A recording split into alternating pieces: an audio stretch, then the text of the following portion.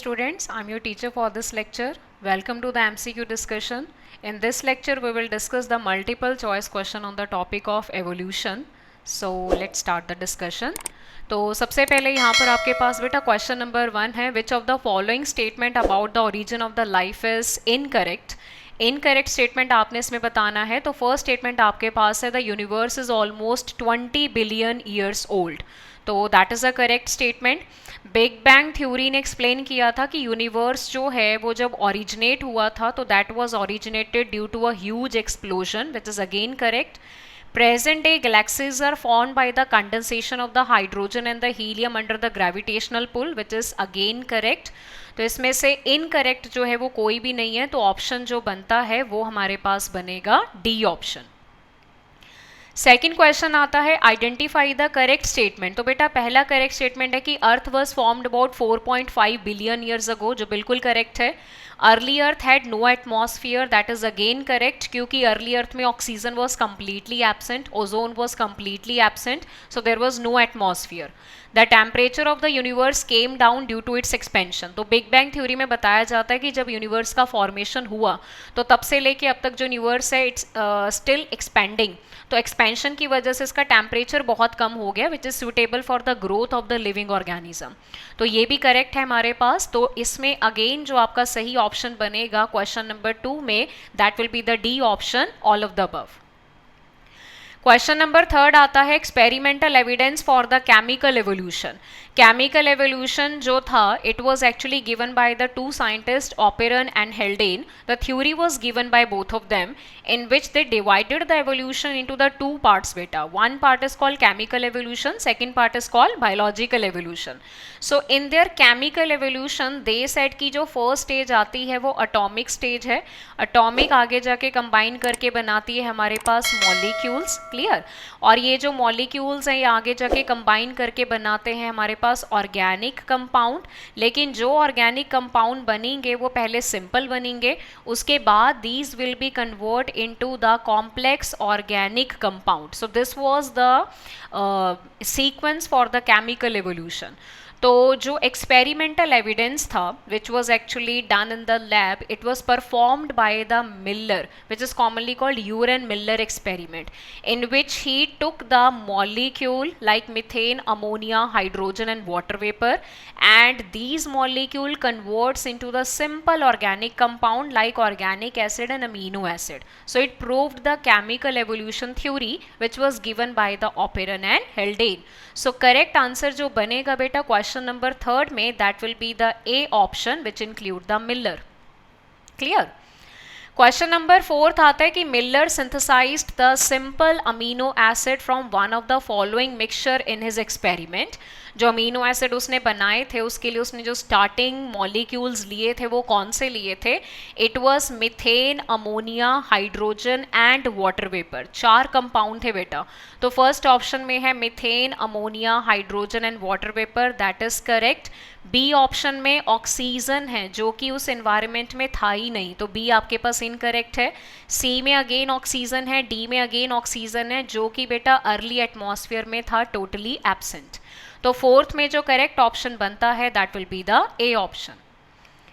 Question number 5 हमारे पास है एवोल्यूशन इज, फर्स्ट ऑप्शन है डिसकॉन्टिन्यूअस प्रोसेस, बी आपके पास है स्टोकेस्टिक प्रोसेस, सी आपके पास है बोथ ए एंड बी, और डी आपके पास है नॉन एसेंशियल प्रोसेस.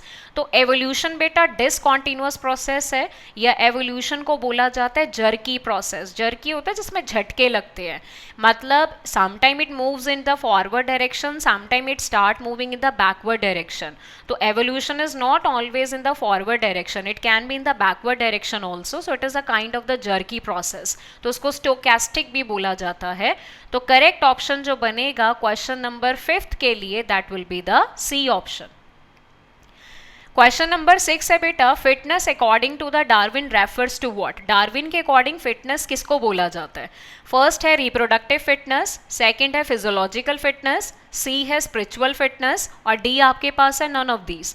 तो फिटनेस हमेशा उस इंडिविजुअल को फिट माना जाता है जिसमें ऑब्वियसली देखो वेरिएशन प्रेजेंट है, और वेरिएशन की वजह से the organism will be selected by the nature and that is commonly called the natural selection, ताकि वो वेरिएशन जो है वो आगे पास कर सके, सर्वाइव वही करेगा क्योंकि वो सबसे फिट माना जाता है। जितना वो फिट होगा उतना हाई रेट ऑफ रिप्रोडक्शन होगा, उतना वो अपने जैसे और फिट ऑर्गेनिज्म बनाएगा। तो fitness according to the Darwin was actually the reproductive fitness. It was not the physiological, not the spiritual, but it was the reproductive fitness. तो 6 में जो करेक्ट ऑप्शन बनता है that will be the A option. Question number 7 है what do the presence of the homologous organ in the different animals indicate. Different animals में अगर बेटा homologous organs है तो उनका मतलब क्या है। पहली बात तो होमोलॉगस ऑर्गन उनको बोला जाता है जिनका स्ट्रक्चर बेसिक प्लान सब सेम रहेगा, लेकिन बेटा अगर आप इनका फंक्शन देखोगे तो फंक्शन डेफिनेटली क्या है यहाँ पर डिफरेंट है। तो मतलब अगर हम एनाटॉमिकल अरेंजमेंट देखें, स्ट्रक्चर देखें तो वो सेम है, तो इट इंडिकेट्स कि they are coming from the common point of origin. Clear? So this is the common point of origin, but functional adaptation की वजह से they are modified differently, they function differently, so means they diverge into the different direction. So coming from the same point but diverge into the different direction is basically called divergent evolution. तो homologous organ से हमें पता लगता है homology. Homology का मतलब क्या होता है? Common ancestry, common origin, common point. So it indicates the B. Different नहीं पता लगेगा because all are coming from the same point. Clear? तो 7 का जो करेक्ट ऑप्शन बनता है that will be the B option. Number 8 है बेटा the tendril of the cucurbita and the thorns of the bougainvillea. अब दोनों में अगर देखें तो देखो कुकुरबिट्स के केस में जो टेंड्रिल्स हैं, टेंड्रिल्स का मेन काम रहता है सपोर्ट प्रोवाइड करना टू द प्लांट, ठीक है। और थॉर्न्स की अगर मैं बात करूं बोगनविलिया के केस में तो इनका मेन काम यहाँ पर रहता है बेटा प्रोटेक्शन का। क्लियर? लेकिन दोनों जो हैं वो स्टेम पार्ट की मॉडिफिकेशन है। तो बेसिक स्ट्रक्चर, बेसिक प्लान तो दोनों का सेम हो गया, लेकिन फंक्शन हो गया यहाँ पर दोनों का डिफरेंट। तो दैट मीन्स कि they both are homologous organ. तो फर्स्ट ऑप्शन गलत है, सेकंड गलत है, डी गलत है, तो करेक्ट ऑप्शन हमारे पास क्या बनेगा? C, that is the homologous organ for the question number 8। Question number 9 है बेटा हमारे पास which of the following structure is homologous to the wing of a bird. Birds के विंग्स के साथ होमोलॉगस बताना है आपने कौन सा है। तो होमोलॉगस में याद रखो हम क्या बोलते हैं? Same structure, same basic plan, but the function is different. Function क्या होगा? डिफरेंट होगा। तो अगर मैं विंग ऑफ मॉथ यानी कि इंसेक्ट के विंग की बात करूं तो यहाँ पर तो फंक्शन सेम हो गया, तो ये होमोलॉगस नहीं हुए। हाइंड लिम्ब ऑफ रैबिट की बात करूं तो हाइंड लिम्ब की बात हो रही है और यहाँ पर बात हो रही है बेटा विंग्स की। विंग्स किसकी मॉडिफिकेशन होते हैं? विंग्स मॉडिफिकेशन होते हैं फॉर लिम्ब की। तो आप इनको होमोलॉगस वैसे भी नहीं बोल सकते। क्लियर? ये भी गया। सी है फ्लिपर ऑफ वेल। वेल के केस में जो फ्लिपर होते हैं that is basically the modification of the for limb, but they help in the swimming, और बर्ड्स में वो करेंगे फ्लाइंग। तो इस हिसाब से ये हो गया homologous organ to the wings of the bird. और डी ऑप्शन है बेटा dorsal fin of the shark. तो डॉर्सल फिन जो है वो होमोलॉगस नहीं है to the wings of the birds, तो ये भी हो गया गलत। तो 9 नंबर क्वेश्चन में जो करेक्ट ऑप्शन बनता है that will be the C option. Question number 10 हमारे पास है बेटा डायग्राम गिवन बिलो इंडिकेट्स। अभी देखो ये बोगनविलिया है, उसमें बने हैं थॉर्न्स, कुकरबिट में बने हैं टेंड्रिल्स, जो कि फंक्शन डिफरेंट परफॉर्म करेंगे लेकिन स्ट्रक्चर सेम है, तो ये हो गए बेटा होमोलॉगस ऑर्गन। और फॉरलिम की बात करें मैन, चीता, वेल एंड बैट में स्ट्रक्चर सबका सेम है, फंक्शन सबका अलग है। चीता में रनिंग, वेल में स्विमिंग, बैट में फ्लाइंग, मैन में ग्रास्पिंग, तो फंक्शन अलग है, स्ट्रक्चर सेम है, तो ये भी क्या हो गए? Homologous organ. तो देखो फर्स्ट ऑप्शन है एनालॉगस ऑर्गन जो गलत है, बी आपके पास है homologous organ that is correct. C convergent evolution, convergent नहीं शो करते क्योंकि वो सेम पॉइंट से निकल के डिफरेंट डायरेक्शन में चले गए, तो दिस इज कॉल्ड डाइवर्जेंट बेटा, दिस इज नॉट कन्वर्जेंट। तो 10 नंबर क्वेश्चन का जो सही आंसर हमारे पास बनेगा that will be the B option. Question number 11 है the wings of a bird and the wings of an insect, और ये क्वेश्चन ऑलरेडी आपके प्रीवियस ईयर में आ चुका है। बर्ड्स के विंग्स और इंसेक्ट के विंग्स का अगर हम बेटा स्ट्रक्चर देखें तो स्ट्रक्चर दोनों का क्या है यहाँ पर डिफरेंट है। ठीक है, बर्ड के विंग्स में बोन्स हैं, फैदर्स हैं, इंसेक्ट के विंग्स में कोई बोन्स नहीं है, कोई फैदर्स नहीं है, बहुत मेम्ब्रेनस होते हैं, वेरी लाइट वेट। और अगर फंक्शन मैं दोनों में चेक करूं तो फंक्शन तो बेटा दोनों में सेम ही है, that is a flying locomotion. तो उस हिसाब से हम इनको बोलते हैं एनालॉगस ऑर्गन। कौन से ऑर्गन? Analogous organ. क्लियर? तो मतलब अगर स्ट्रक्चर के बेसिस पे देखें तो they are coming from the different origin, they are coming from the different ancestor, but they merge at one point due to the same kind of the adaptation. Merge हो गए, converge हो गए, तो आप इसको बोल सकते हो कन्वर्जेंट एवोल्यूशन। तो अब आप अपना आंसर चेक करो। ए में लिखा है होमोलॉगस स्ट्रक्चर, गलत। बी में लिखा है analogous structure and represent the convergent evolution, जो कि बिल्कुल सही है। सी में है फाइलोजेनेटिक स्ट्रक्चर, गलत। डी में है होमोलॉगस स्ट्रक्चर, फिर से गलत। तो करेक्ट ऑप्शन जो बनेगा बेटा क्वेश्चन नंबर 11 के लिए वो हमारे पास है option B, that is analogous organ. Question number 12 है example justifying that anthropogenic action leads to the evolution is the use of which of the following on large scale। Anthropogenic action उनको बोला जाता है जो ह्यूमन के involvement की वजह से होंगे या जिसमें बेटा हम ये बोल सकते हैं कि ह्यूमन जो है या जो मैन है वो रिस्पॉन्सिबल है फॉर द एवोल्यूशन। तो हर्बीसाइड का केस आप ले सकते हो, क्योंकि अगर आप डीडीटी वगैरह बीएचसी वगैरह स्प्रे करते हो मॉस्किटो में तो उससे नेचुरल सिलेक्शन होगा। आप यूज़ कर रहे हो तो आपका इन्वॉल्वमेंट है। पेस्टिसाइड यूज़ करोगे तो it also leads to the natural selection and evolution. Antibiotic bacteria के ऊपर स्प्रे करोगे तो एंटीबायोटिक रेजिस्टेंट कॉलोनीज बन सकती हैं बैक्टीरिया में, it is again due to your involvement. तो ये सारे के सारे जो केसेस हैं ये रिप्रेजेंट करते हैं एंथ्रोपोजेनिक एक्शंस को, जिसमें हमें देखने को मिलता है एवोल्यूशन। तो क्वेश्चन नंबर 12 में जो करेक्ट ऑप्शन बनता है that will be the D option. Question number 13 आता है बेटा हमारे पास industrial melanism is an example of. Industrial melanism is basically the example of the natural selection, जिसमें कि स्टार्टिंग में इंग्लैंड के जो आसपास का फॉरेस्ट एरिया था वहाँ पर लाइकन्स मिलती थी वाइट कलर की पेड़ों के ब्रांचेस पे।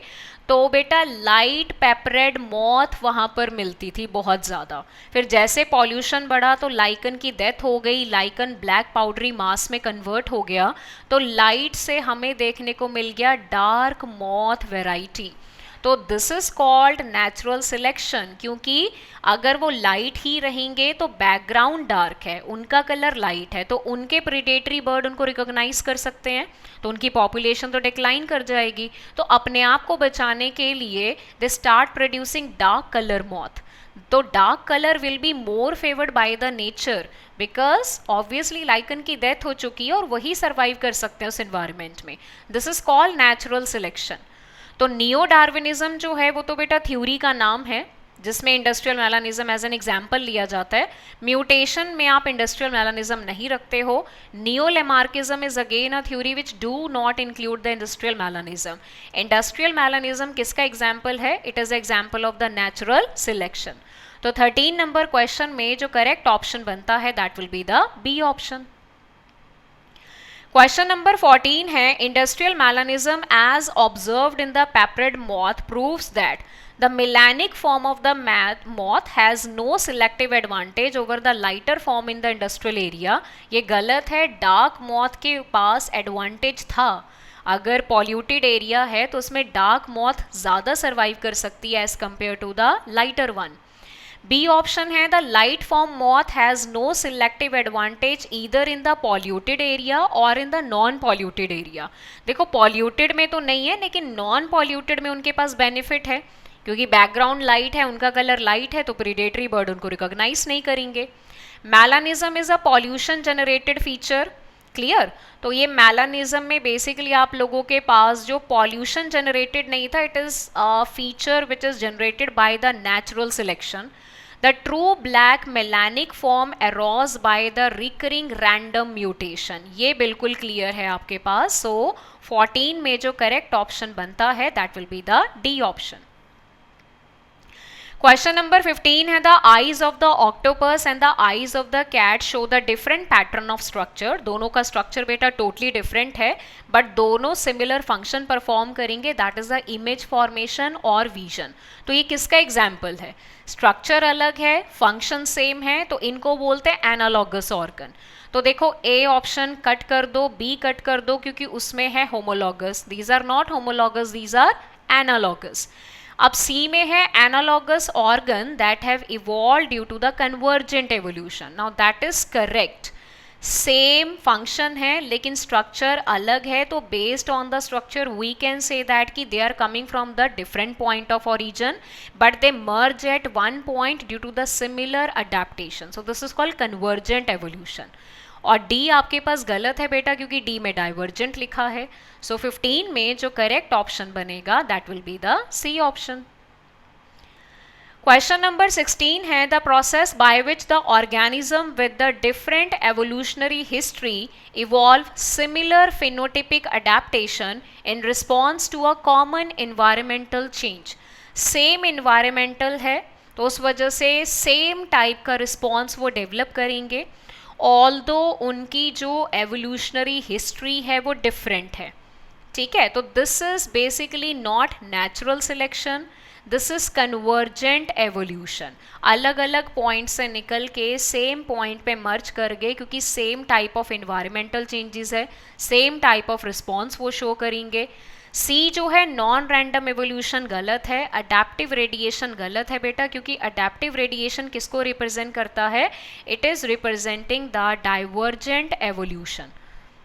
सो करेक्ट जो ऑप्शन बना क्वेश्चन नंबर 16 के लिए that will be the B option. Question number 17 है which one of the following option gives one correct example each of the convergent and divergent evolution. और पीएमटी 2012 में question आ चुका है बेटा। कन्वर्जेंट में याद रखो स्ट्रक्चर सेम बट फंक्शन अलग, स्ट्रक्चर सेम फंक्शन अलग। ठीक है, स्ट्रक्चर सेम फंक्शन अलग, पहले में फंक्शन सेम है, ये हो गया निकल गया गलत। ठीक है, फिर आपके पास आता है thorns of bougainvillea and tendrils of cucurbit. ये हम लेके चल सकते हैं क्योंकि इसमें स्ट्रक्चर सेम रहेगा, फंक्शन अलग हो जाएगा।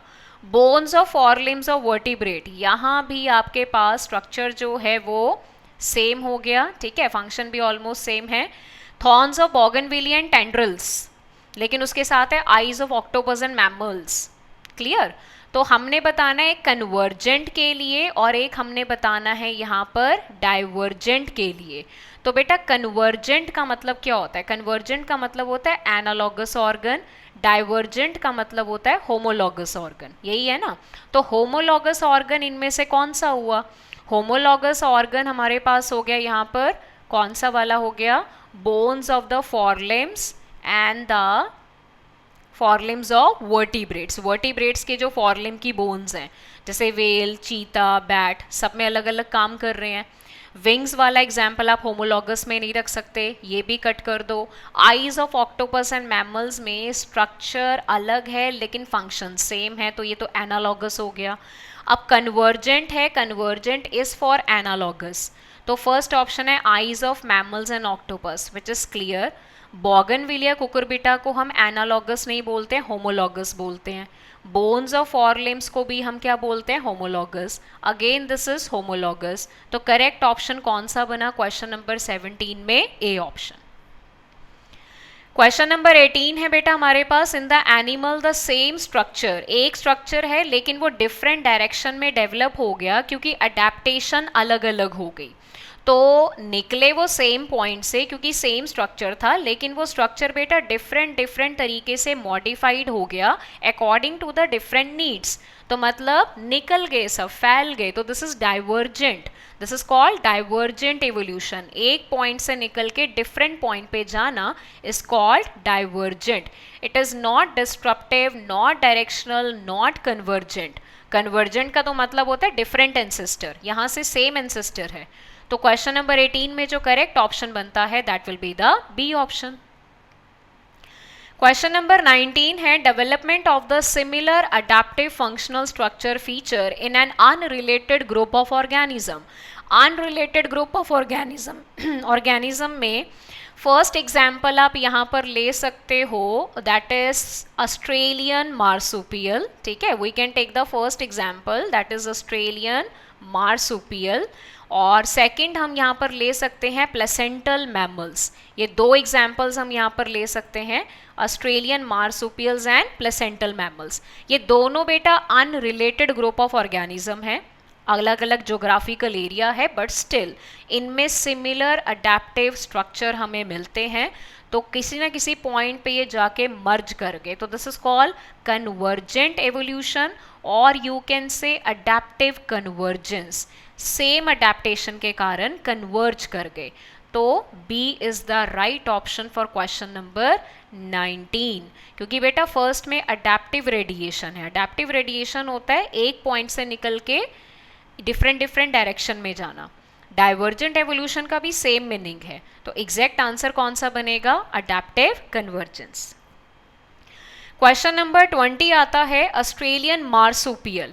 ऑस्ट्रेलियन मार्सुपियल में बोला जाता है कि आपके पास ओरिजिन सेम रहेगा, which is the pouched mammal, and they give rise to the different type of marsupial. जैसे कि हमारे पास सपोज करो बैंडीकूट है, ठीक है, शुगर ग्लाइडर है, क्लियर, कोयला है।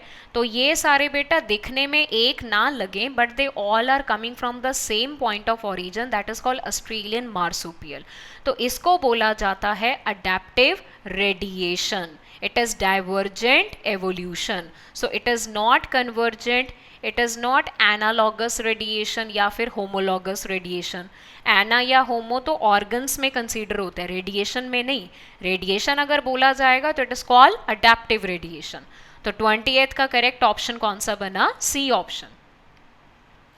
21 है identify what the given diagram indicate. अब ऑब्वियसली बेटा देखो सेंटर में ऑस्ट्रेलियन मार्सुपियल है जो कि ओरिजिन है, वहां से Tasmanian wolf, marsupial rat, kangaroo, koala bear, ये सब निकले। They look very different but actual में they are coming from the same point of origin. तो आप इसको कन्वर्जेंट तो नहीं बोल सकते, definitely it is the divergent evolution. Recapitulation theory इसको नहीं बोला जाता, and it is not the parallel evolution. Parallel होती है रिलेटेड ग्रुप्स में, ठीक है। तो 21 में जो करेक्ट ऑप्शन बनेगा that will be the B option, which is divergent evolution. Question number 22 है बेटा which of the following is not an examples of the adaptive radiation. Adaptive radiation का एग्जाम्पल कौन सा नहीं है वो हमने बताना है। तो अडेप्टिव रेडिएशन का मतलब कि यहाँ पर हम बात करेंगे डाइवर्जेंट एवोल्यूशन की। इसका एग्जाम्पल कौन सा नहीं है? Wombat, numbat, flying phalanger, they all are coming from the Australian marsupial. So this is the example for the adaptive radiation. Darwin finches coming from the same point of origin, that is a seed eating bird, तो वो adaptive radiation है। Different mammals in the other parts of the bird world में, तो वो भी adaptive radiation है। Lemur and spotted cuscus are actually the example of adaptive convergence, not adaptive radiation। तो 22nd में जो correct option बनता है that will be the D option। 23rd है बेटा example of the convergent evolution. Convergent मतलब different different point of origin से निकल के एक पॉइंट पे जाके मीट कर गए, क्योंकि सिमिलर अडेप्टेशन थी तो उसको बोलते हैं कन्वर्जेंट एवोल्यूशन। डार्विन फिंचेस और मार्सुपियल मोल हम नहीं ले सकते because Darwin finches are for divergent evolution. Placental wolf, Tasmanian wolf लिया जा सकता है because one is placental mammal, another is Australian marsupial, they both show the similarity। C है placental wolf and Darwin finches नहीं हो सकता, Tasmanian wolf and marsupial wolf नहीं हो सकता। तो करेक्ट ऑप्शन जो 23rd में बनेगा that will be the B option. 24 है बेटा the classical example of the adaptive radiation the development of the new species. Adaptive radiation वही है कि सेम पॉइंट से निकले लेकिन डिफरेंट डिफरेंट अडेप्टेशन और नीड्स के कारण डिफरेंट डिफरेंट डायरेक्शन में चले गए, तो इसको सिंपली नाम दिया जाता है डाइवर्जेंट एवोल्यूशन, ठीक है, या फिर आप इसको बोल सकते हो अडेप्टिव रेडिएशन। दोनों में से कोई भी टर्म जो है वो इसके लिए यूज़ की जा सकती है। तो पहला एग्जाम्पल है डार्विन फिंचेस, जो बिल्कुल क्लियर है। Marsupial of Australia, again clear.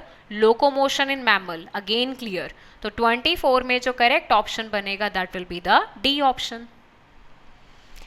25th है survival of the fittest is possible. Fittest individual का सर्वाइवल किस वजह से पॉसिबल है? ओवर प्रोडक्शन की वजह से, फेवरेबल वेरिएशन की वजह से, इन्वायरमेंटल चेंजेस की वजह से, या इनहेरिटेंस ऑफ एक्वायर्ड कैरेक्टर की वजह से।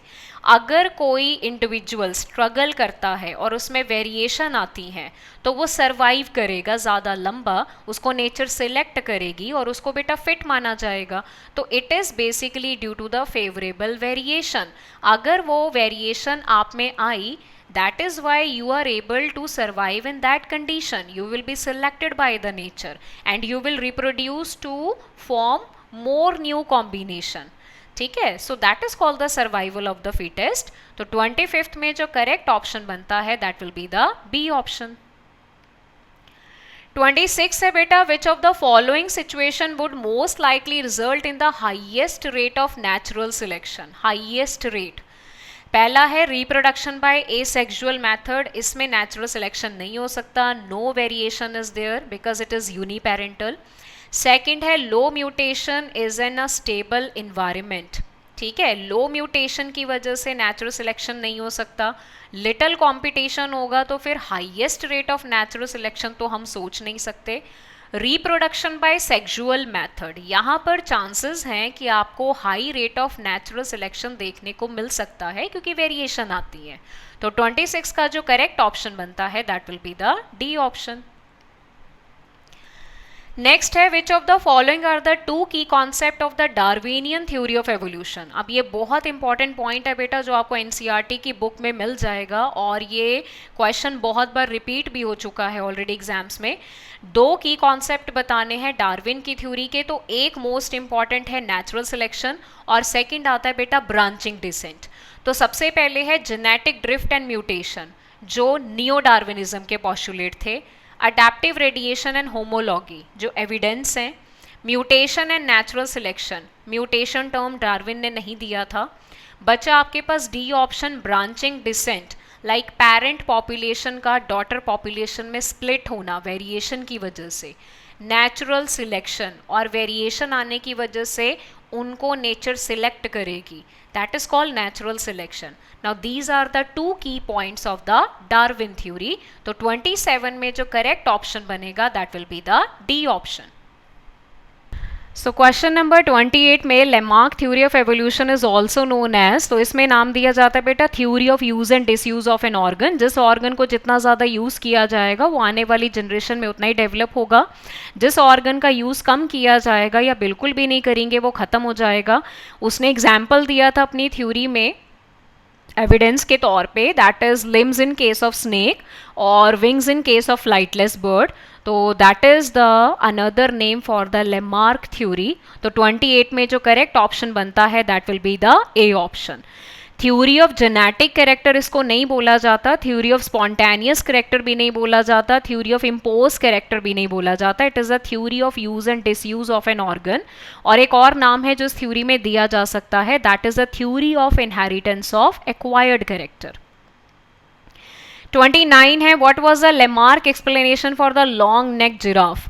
लॉन्ग नेक जिराफ के लिए लेमार्क ने ये एक्सप्लेनेशन दिया था कि उनका ओरिजिन हुआ है शॉर्ट नेक एंसेस्टर से और then they have to stretch their neck to get the vegetation, जिस वजह से वो ऑर्गन ज़्यादा यूज़ हुआ। तो आने वाली जनरेशन में जो जिराफ बेटा प्रोड्यूस हुए they are having the long neck. तो stretching of the neck over many generation that is correct.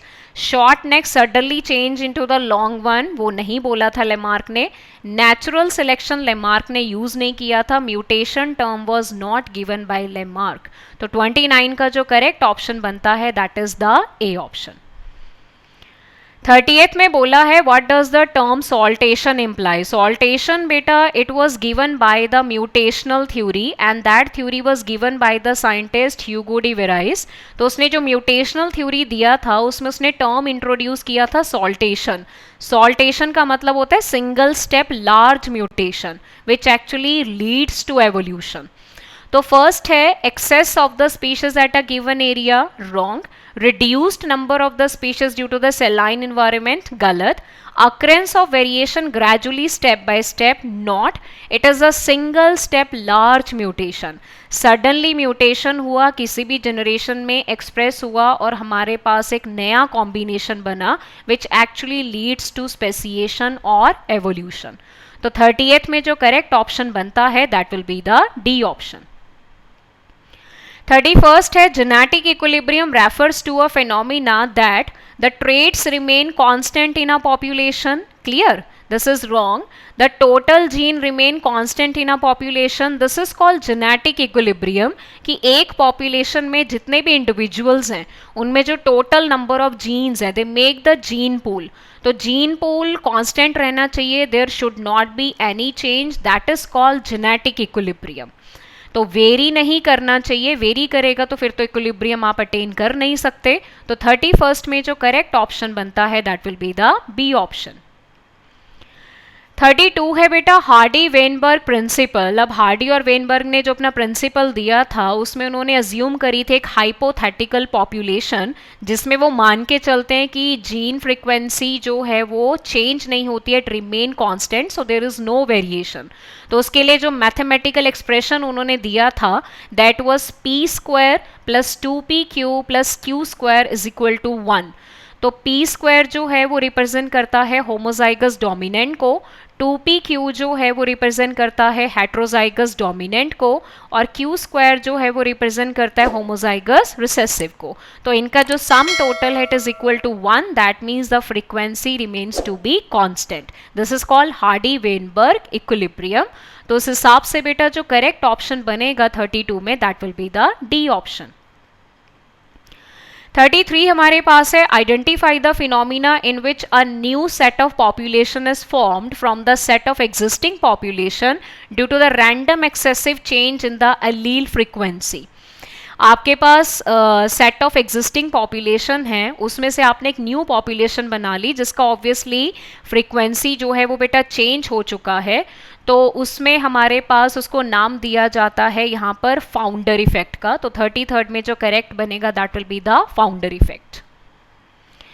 34 है genetic drift operate. Genetic drift का मतलब होता है sudden change in the gene और एलील फ्रीक्वेंसी. जीन या एलील फ्रीक्वेंसी में अगर सडनली कोई चेंज आता है तो उसको जेनेटिक ड्रिफ्ट बोला जाता है. और जेनेटिक ड्रिफ्ट हमें देखने को मिलता है स्मॉल आइसोलेटेड पॉपुलेशन में. अगर पॉपुलेशन का साइज बड़ा है तो drift is not that much visible. Non reproductive population में जो ड्रिफ्ट जो है वो नहीं होगा. स्लो रिप्रोडक्टिव पॉपुलेशन में drift can not be observed. It can B observed in a small population, क्योंकि स्मॉल पॉपुलेशन में अगर फ्रीक्वेंसी में कोई चेंज आता है that will be very much visible because size is very small. तो उसको आप ऑब्जर्व कर सकते हो बहुत ईजिली. 35th है XX is a type of the selection pressure in evolution that promote the population change in one particular direction. Excess favor the small or large size individual. Mean size of population changes. So identify the XX. एक one particular direction लिखा है बेटा, यहीं से आपको answer मिल जाएगा. एक particular direction में जाने का मतलब it will select one of the two extreme character, not both the character. So this kind of the selection is basically called directional selection because it is going in a one particular direction. It is not stabilizing, not disruptive. It is known as the directional selection. 36 है PP is a type of the selection that favor both small and large size of the individual. मतलब ये दोनों extreme character को favour करेगा और ये ज़्यादातर जो एवरेज कैरेक्टर है वो आपकी पॉपुलेशन में से एलिमिनेट करेगा. तो आपके पास बेटा लास्ट में जाके दो डिफरेंट पॉपुलेशन बन जाएंगी. Look at this, two different population. और दो डिफरेंट पॉपुलेशन कौन से सिलेक्शन में बनती हैं? Disruptive selection which is called diversifying selection. तो ये बनेगा डिस्ट्रप्टिव में. स्टेबलाइजिंग में या डायरेक्शनल में दो पॉपुलेशन नहीं बनती हैं. ऑलवेज रिमेंबर दो डिफरेंट पॉपुलेशन किस में बनती हैं? डिस्ट्रप्टिव सिलेक्शन में. तो 36 में जो करेक्ट ऑप्शन बनता है that will be the A option. 37 है बेटा, giant dinosaurs and reptiles predominated during the Jurassic period, and this period was also marked for the evolution of the higher insect and angiosperm and conifer and cycads. And Jurassic period belonged to which era? अर्थ में जो 4.5 billion साल का time है उसको basically era में divide किया गया है. Era further divided into the periods, और पीरियड्स को आगे डिवाइड कर दिया जाता है इपोक में, so that we can easily study the origin of the living organism, कि वो कौन से टाइम पे ओरिजिन हुए, कौन से टाइम पे वो डोमिनेटिंग थे और कौन से टाइम पे वो एक्सटिंक्ट हुए. That can be easily studied with this. तो यहाँ पर जो जुरासिक पीरियड है, it is the period in which the dinosaurs were dominating the earth. इसलिए मोस्ट ऑफ द जो डायनासोर्स के बेस्ड मूवीज होती हैं तो उनमें जुरासिक जो टाइटल है वो कॉमनली यूज किया जाता है, because that is there period when they were dominated the earth. तो ये बेटा बिलोंग करता है मीजोजोइक एरा को. मीजोजोइक का एक पीरियड है जुरासिक, एक पीरियड है ट्रायसिक और एक है क्रिटेशियस. तो Mesozoic is the era which include the Jurassic period. तो 37 नंबर क्वेश्चन का जो करेक्ट ऑप्शन बनता है that will be the C option. 38 है बेटा, during which period did the first seed plant appeared. पहला सीड प्लांट जो है वो कब अपीयर्ड हुआ था? It was appeared in the Carboniferous period of the zoological time scale. तो 38 में करेक्ट ऑप्शन बनता है हमारे पास C option. The Cenozoic era is often designated as age of fish, age of reptile, age of mammal और age of amphibian. Age of amphibian बोला जाता है Devonian period को, सॉरी कार्बोनीफेरस पीरियड को. As of fish बोला जाता है Devonian period को. एज ऑफ रेप्टाइल बोला जाता है मीजोजोइक एरा को. और एज ऑफ मैमल बोला जाता है सीनोजोइक एरा को, because there was huge radiation and the modification of the mammals in the Cenozoic era. तो 39 का जो करेक्ट ऑप्शन बनेगा that will be the C option. Identify the geographical period ABC in the given diagram. Now this diagram is directly from your NCERT beta, as you can see in that. जो कार्बोनीफेरियस के ऊपर एक period आपका खाली है, Triassic के ऊपर भी खाली है, क्रिटेशियस के ऊपर भी वेकेंट है. तो ये तीनों पीरियड्स बताने हैं हमने. देखो ट्रायसिक में डायनासोर्स वर डोमिनेटिंग, ठीक है, और देन उसके बाद दे वर लाइक ट्रायसिक में दे ओरिजिनेटेड. फिर ये है जुरासिक जब वो डोमिनेटेड थे, क्रिटेशियस में वो एक्सटिंक्ट हो गए. क्रिटेशियस के ऊपर आता है सीनोजोइक एरा, और सीनोजोइक एरा में दो पीरियड्स आते हैं, एक आता है टर्शरी पीरियड और एक आता है क्वाटरनरी पीरियड. क्लियर? तो अब इस हिसाब से अगर मैं ऑप्शन यहाँ पे चेक करूँ तो बेटा ए लिखा है टर्शरी, यहाँ पर भी ए टर्शरी, तो ये तो हो गए गलत. क्लियर? अब ए जो है वो बेसिकली परमियान है, बी जो है जुरासिक है, सी आपके पास टर्शरी पीरियड है. तो करेक्ट ऑप्शन जो बनेगा क्वेश्चन नंबर 40 के लिए that will be the C option. 41 है बेटा, which one of the following statement is or are correct about the Australopithecus. Australopithecus जो था that was like ape man, ठीक है, एप मैन में काउंट होता है. They essentially ate the fruits, बिल्कुल सही है. They hunted with the stone weapon, clear. They were the transitional stage between the ape and human, ये भी clear है. तो सारी जो statement है वो correct है regarding the Australopithecus africanus के लिए. तो 41 में जो correct option बनेगा that will be the D option. Clear? Then 42 number question है बेटा, first human like hominid, human like creature आपने बताना है कौन सा था हमारे पास. निएंडरथल मैन इस सीक्वेंस में बहुत लास्ट में आते हैं. ड्रायोपिथेकस तो बहुत पहले थे, they were more ape like, they were less human, more ape like. Homo erectus से पहले होमो हैबिलिस आ चुके थे, तो जो पहले होमोनिड थे human like, they were Homo habilis. तो 42 में करेक्ट बनता है B option. The cranial capacity of the Homo habilis, Homo habilis की बेटा क्रेनियल कैपेसिटी आपने बतानी है.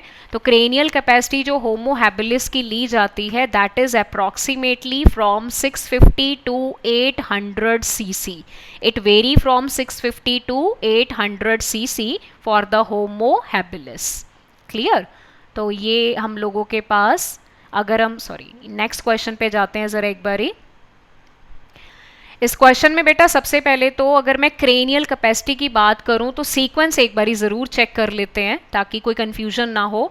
ड्रायोपैथिकस था पहले आपके पास, first there was Dryopithecus, then we have the Ramapithecus, then we have the Australopithecus, then we have the Homo habilis, then Homo erectus, then Neanderthal, then Cro-Magnon, and then there was a true man. So that is the exact sequence in the human evolution. Now when we talk about the Homo habilis, ठीक है, तो होमो habilis की cranial capacity पूछी गई है। जैसे जैसे आप देखो ह्यूमन एवोल्यूशन में आगे बढ़ते जाओगे ना, क्रेनियल कैपेसिटी जो वो इंक्रीज हो रही है, तो हैबिलिस की पूछी गई है। और अगर मैं इरेक्टस की देखूं तो इरेक्टस की डेफिनेटली हैबिलिस से ज़्यादा होगी। पहले ऑप्शन में बोलते 750 टू 850 सीसी, 850 वाला जो फिगर है वो फॉल करता है इरेक्टस के लिए, तो इरेक्टस की ज़्यादा है तो हैबिलिस किससे कम होगी। 750 टू 800 सीसी भी यहाँ पर नहीं है। 650 टू 800, 800 तक अगर हम जाते हैं तो इरेक्टस आ जाते हैं वहाँ पे, और हमें बतानी है हैबिलिस की, तो हैबिलिस की फॉल करेगी 550 से 700 तक, दैट इज अप्रॉक्सीमेट। क्लियर। तो 43 में जो करेक्ट ऑप्शन बनता है that will be the D option. 44 है the fossil finding suggest that the closest fossil to the Homo habilis. Homo habilis के सबसे क्लोज फॉसिल किसको माना जाता है। ऑब्वियसली देखो एवोल्यूशन का सीक्वेंस अगर मैं फिर से आपको बताऊं पिछले क्वेश्चन में तो क्या था, Dryopithecus, Ramapithecus, Australopithecus, Homo habilis, Homo erectus, clear, then Neanderthal, then Cro-Magnon, then true. Now look at this, they are more close to the Homo erectus. Homo sapien तो बेटा ट्रू मैन है, वो तो बहुत आगे चले गए, ड्रायोपैथिकस बहुत पीछे रह गए, निएंडरथल मैन तो उससे भी अगली स्टेज है, they are more close to the Homo erectus in terms of evolution. तो 44 में जो करेक्ट ऑप्शन बनता है that will be the A option. 45th number question है, what was the most significant trend in the evolution of the modern man that is Homo sapien from his ancestor. अगर सबसे important trend देखें हम human evolution में तो वो आता है क्रेनियल कैपेसिटी। एवोल्यूशन के हिसाब से जो एंसेस्टर थे उनमें क्रेनियल कैपेसिटी कम थी, जैसे जैसे आप आगे बढ़ते गए तो क्रेनियल कैपेसिटी इंक्रीज हो गई, तो माना जाता है कि ट्रू मैन तक पहुंचते पहुंचते they have the highest cranial capacity. Although इसमें क्रो मैग्नन को हमें निकालना पड़ेगा क्योंकि क्रो मैग्नन की सबसे ज़्यादा थी, ह्यूमन की उनसे थोड़ी कम थी, but there is a trend, there is an increase in the cranial capacity during the human evolution, which is the most important characteristic feature. तो पहला है बेटा शॉर्टनिंग ऑफ जॉस, जो नहीं कंसीडर होगा, बाइनोक्यूलर विजन नहीं होगा। सी आपके पास क्लियर है, इंक्रीजिंग ब्रेन कैपेसिटी और cranial capacity. Upright posture is not the most significant. Question को ध्यान से देखो, they have written most significant, तो obviously it is the cranial capacity.